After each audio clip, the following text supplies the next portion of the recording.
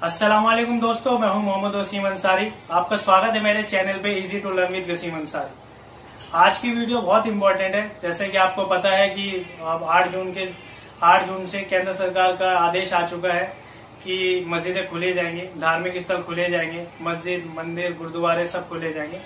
तो देखिए, मस्जिद के ताल्लुक से हमारे जो उलमाए दीन है, हमारे जो बड़े हैं, मदरसे हैं हमारे, उन्होंने कुछ एडवाइजरी जारी की है ताकि उसका हम ध्यान रखें, क्योंकि सोशल डिस्टेंसिंग का ध्यान रखना है हमें। कोविड-19 का कहर भी सब जगह फैला हुआ है और हमारे लोगों में, हमारे जो भाई बंधु हैं, उनमें ये बीमारी ना फैले, इसके लिए एडवाइजरी जारी की गई है। तो आपसे दरखास्त है, इस एडवाइजरी को जरूर पूरा सुने, एंड तक देखें वीडियो को और दूसरों तक जरूर पहुंचाएं। और अगर आप हमारे चैनल पे नए हैं तो प्लीज आपसे रिक्वेस्ट है कि मेरे चैनल को जरूर सब्सक्राइब करें। मैं ऐसी यूजफुल वीडियोस, लर्निंग वीडियोस आपके लिए लाता रहता हूँ। तो चलिए वीडियो शुरू करते हैं। तो देखिए, इसमें क्या है, Islamic centre of Islam and जो हमारा दारुल उलूम देवबंद हमारा मदरसा है, उन दोनों ने एडवाइजरी जारी की है। तो मैं आपको एक एक करके पढ़ के बताता हूँ कि क्या क्या एडवाइजरी है।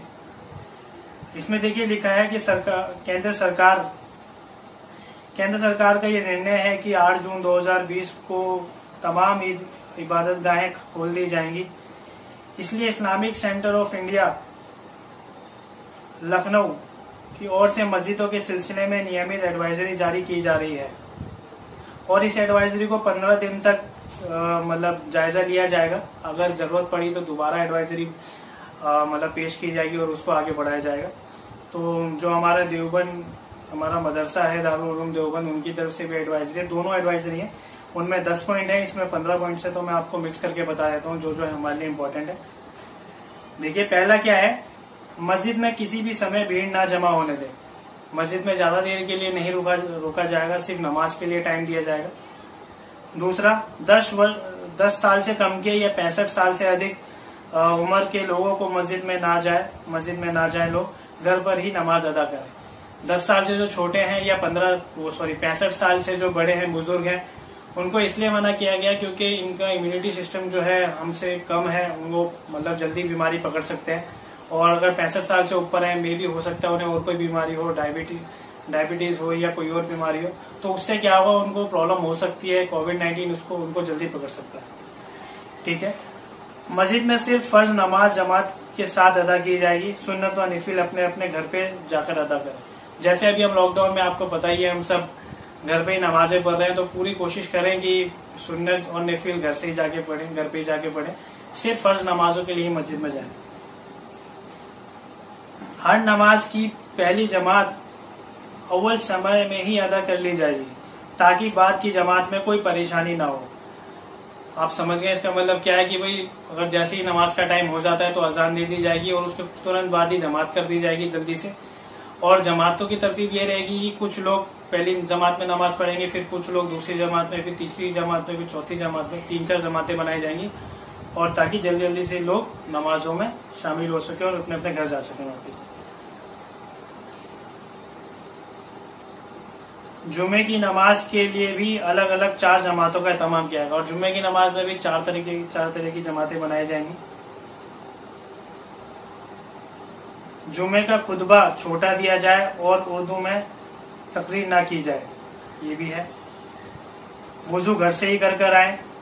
नमाज मास्क लगाकर अदा करें। मास्क जो है मास्क पहनकर ही अदा करनी है, मतलब हमें मास्क का भी बड़ा ध्यान रखना है।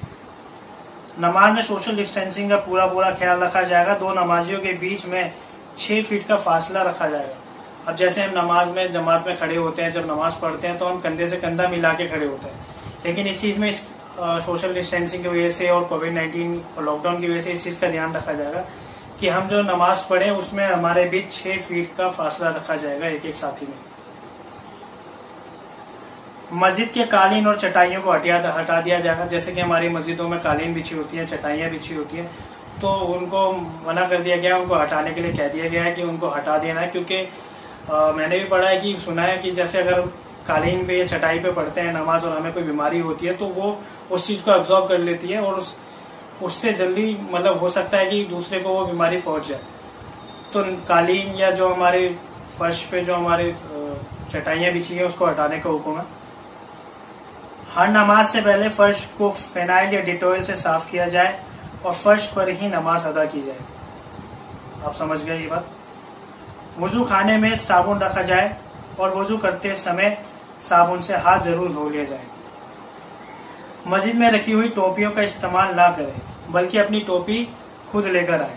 जो मस्जिद में टोपियां होती हैं, प्लास्टिक की टोपियां होती हैं या फिर कपड़े की भी होती हैं, वो ना पहने तो ज्यादा बेहतर है। पता नहीं किसके सर पे किसको कोई बीमारी है, वो उसने पहनी, फिर हमने उसको पहनी, फिर उसने आगे पहनी, तो वो चेन चलती रहेगी और बीमारी बढ़ती रहेगी। मस्जिद में दाखिल होने या बाहर निकलते समय भीड़ न लगाए। अब जैसे अब नमाज पढ़ के फारिग होते हैं तो बहुत से लोग मस्जिद के गेट पे रुक जाते हैं, मस्जिद के बाहर रुक जाते हैं, तो उसके लिए भी अलाउ नहीं किया गया। तुरंत अपने अपने घरों पे चल जाए, ना किसी से गले मिले, ना किसी से हाथ मिलाए, ये भी है। और हम के मुसाफा ना करें, हो सके तो सलाम मतलब करें, दूर से ही करें, और मुसाफा ना करें, गले ना मिले। ये कुछ पॉइंट्स थे जो मैंने आपको बता दिए। और कोशिश करें कि वुजू जो है घर से ही कर कराएं, इस्तिंजा भी घर से ही कर कराएं। और जो मस्जिद के जो हमारे कमेटी हैं वो वाले हैं, वो ध्यान रखें कि जो वुजू खाना है और जो मतलब गुसल खाना या टॉयलेट है वो बंद ही रखें, ताकि लोग उसका इस्तेमाल ना करें ज्यादा। तो इंशाल्लाह ये पॉइंट्स थे जो मैंने आपके सामने रखे हैं। उम्मीद है आपको समझ में आए होंगे।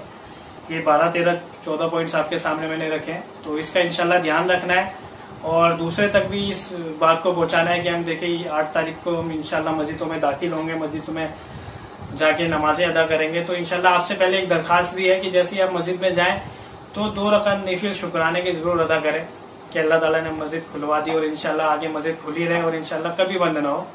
2 रकात नफिल शुक्राने की पढ़ें, माफी के लिए पढ़ें, सलातुल तौबा पढ़ें और तहतुल मस्जिद भी पढ़ें और अल्लाह से ज्यादा दुआएं करें और बुजुर्गों का एहतमाम करें। बुजुर्ग ज्यादा ना जाए मस्जिद में, घर पे ही नमाज पढ़ें। बच्चे भी 10 साल से छोटे के ना जाएं। और जो मुझ जैसे जवान लड़के हैं उनसे दरखास्त करूंगा मैं स्पेशली कि वो ज्यादा से ज्यादा मस्जिद में जाएं, नमाजें अदा करें। जो नमाजें नहीं पढ़ते थे अब नमाज शुरू कर दें। आपसे दरखास्त है, नमाज अल्लाह का हुक्म है। उम्मीद है आपको मेरा मैसेज पहुंच गया होगा, मैं क्या बताना चाहता हूँ आपको। आपसे दरखास्त है आप भी दूसरों तक पहुंचाएं और आपको बात समझ में आई है तो जरूर शेयर करें। दुआ में याद रखिएगा। अस्सलाम वालेकुम।